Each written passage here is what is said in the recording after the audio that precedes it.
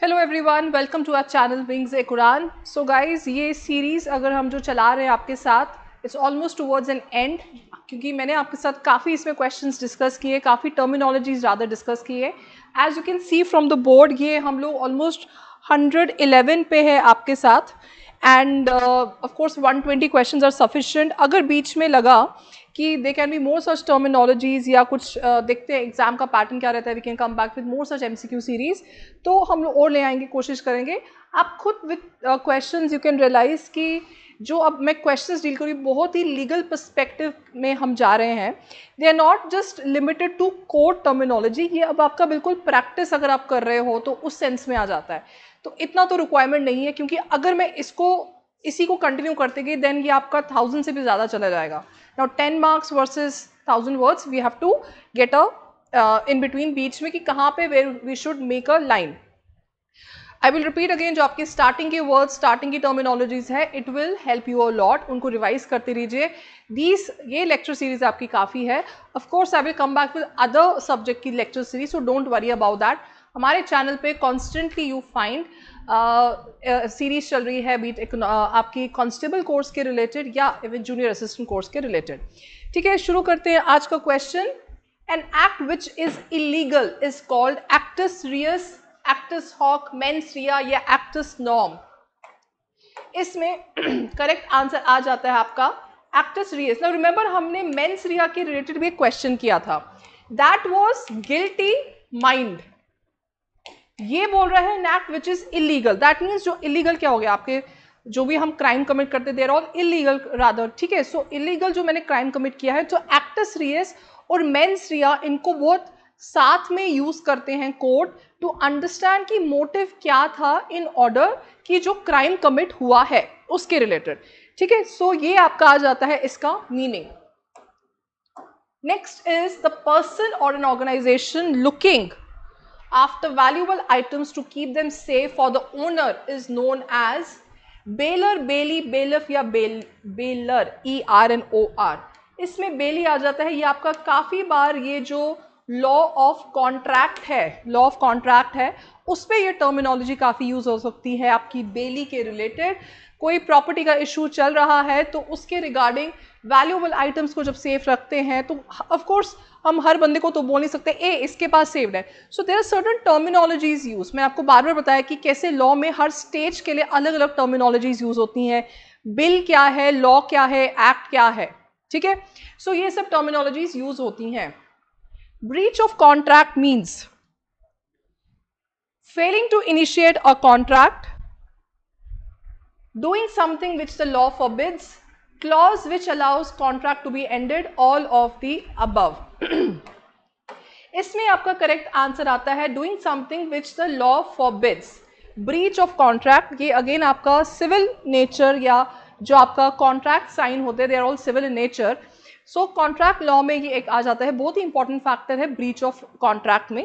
That means जो आपने contract sign किया हुआ है, दो पार्टीज आपके और मेरे बीच में कॉन्ट्रैक्ट साइन हुआ है, ये हमारे पॉइंट्स है। इसमें अगर किसी एक पार्टी ने उस पॉइंट के अगेंस्ट गया, that is called breach of contract.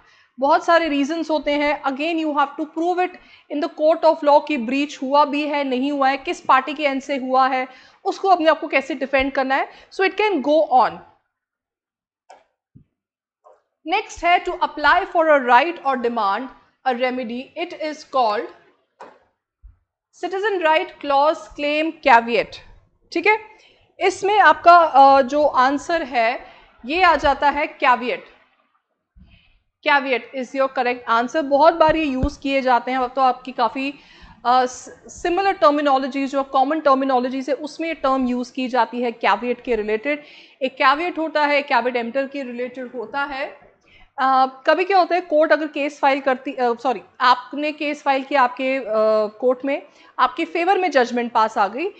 अगर कल को आपके फेवर में जजमेंट पास आ गई, मेरे को पता चल गया आपके और मेरे बीच में केस था, मेरे को कल को लगता है कि कोर्ट ये सामने वाला बंदा अपील में जाएगा, तो मुझे पहले पता होना चाहिए।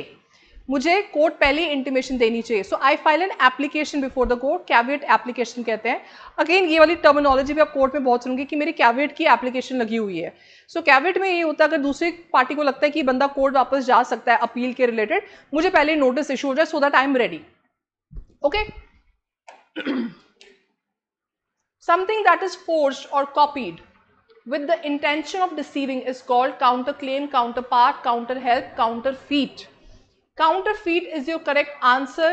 ये मनी के रिलेटेड काफ़ी होता है. काउंटरफीट हमने देखा है रुपीस काफ़ी होते हैं जो आपके ट्रेड के लिए काम आते हैं. एक Amazon प्राइम पे एक बड़ी फेमस सीरीज आई थी शाहिद कपूर की, वेयर पैसा चेपते रहता है एंड काउंटरफीट के रिलेटेड उस पर चार्जेस फाइल होते हैं. एंड देन ऑफ कोर्स पूरा सिनेरियो दिखाया कि कैसे वो आपका मनी लॉन्ड्रिंग वगैरह में यूज होता है. सो काउंटरफीट ही एक्चुअली वो रहता है. Again it is an illegal crime, illegal act rather, और इसका आपका correct answer is counterfeit.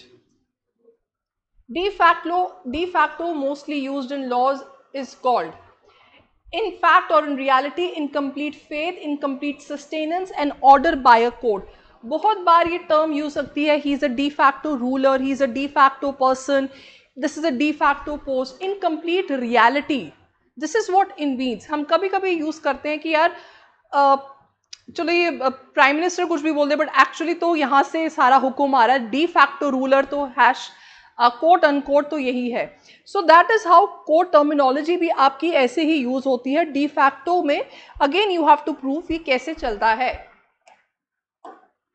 The handling over a criminal to the country the crime was committed in is called extradition, exploration, expunge, ex post facto.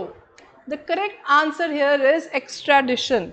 Extradition क्या होता है? Again बहुत आपका famous चल रहा है.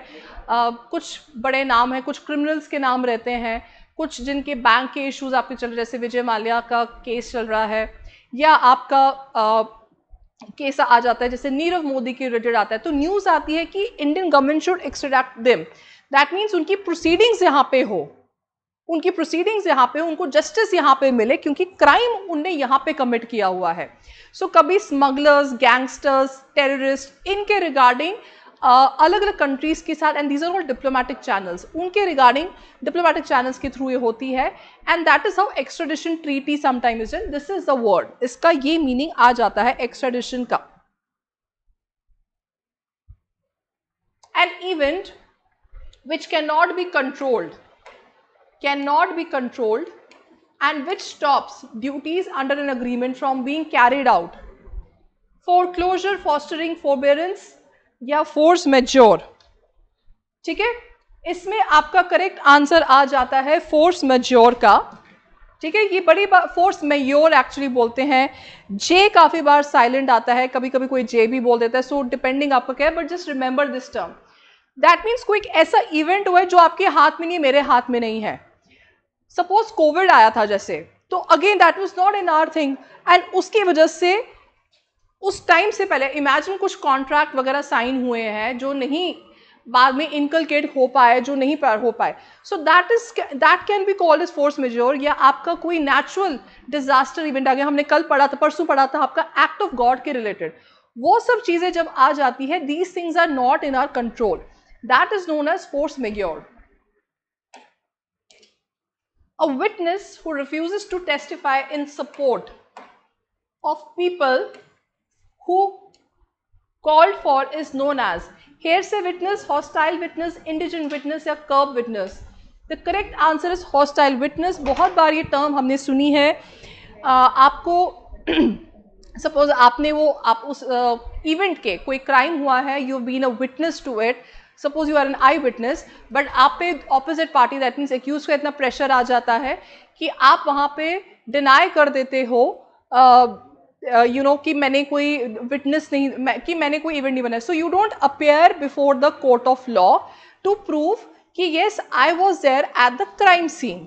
सो दैट इज कॉल्ड आपका hostile witness. Hostile हो जाना यहाँ पे कि दिस इज व्हाट कि अब मैं अलग एंड से चला गया हूँ, मैं अब विटनेस अपेयर नहीं हुआ क्योंकि मेरे पे प्रेशर आ गया है. ऑफ कोर्स आप कभी कभी सॉलिड रीजन नहीं बोलते हो, एक्चुअल रीजन नहीं बोलते हो, but then you just say कि ठीक है नहीं मैं अपेयर नहीं होना है, कि नहीं होना है मेरे अपेयर, मेरे को थ्रेट है, मेरे को ये सब चीजें, उसको हॉस्टाइल विटनेस कहते हैं. Next of kin means, again ये बहुत बार लॉ में टर्म यूज हुआ है, कभी कॉम्पनसेशन के लिए यूज होता है, फॉर मेनी अदर थिंग्स होता है next of kin, very sociology oriented term also. Parents, wife, persons, closest blood relatives या मैरिटल फैमिली, ध्यान से पढ़िए, क्लोजेस्ट ब्लड रिलेटिव्स इसमें आ जाता है। अब आप बोलोगे मैम पेरेंट्स क्यों नहीं है, क्लोजेस्ट रिलेटिव्स में it will include everything. Okay, so that is what is meant by kin, next of kin. Okay guys, just one announcement before we go. आपका यहाँ पे हम लोग we are conducting test series, option test series है ये आपका constable के related, as you can see from the board. बहुत डिमांड पे चल रहा है, सो आई जस्ट वांटेड कि आपके साथ शेयर हो जाए। 13 सेक्शनल एंड 5 फुल लेंथ है। एवरी टेस्ट आपको 100 मार्क्स का मिलेगा, बहुत ही डिटेल्ड फॉर्म में है ये test series, and you will be getting it with explanation. बहुत कम टाइम बच्चा आपके कांस्टेबल के एग्जाम को, ग्रैब करिए द अपॉर्चुनिटी, अपने फ्रेंड्स को बताइए। हमारे कॉन्टैक्ट नंबर सेव्ड और you can contact us on a social media platform also, but do join the test series, it will benefit you lot. ठीक है गाइज, इतना रखते हैं। Wishing you very happy Diwali, have fun, जितना खाइए पिए ऐश करिए, and we will be back with more such series. हम लोग यहीं पे हैं, और कुछ सीरीज लेके आएंगे आपके साथ। Till then keep on watching and keep on revising and sharing our videos. Bye bye.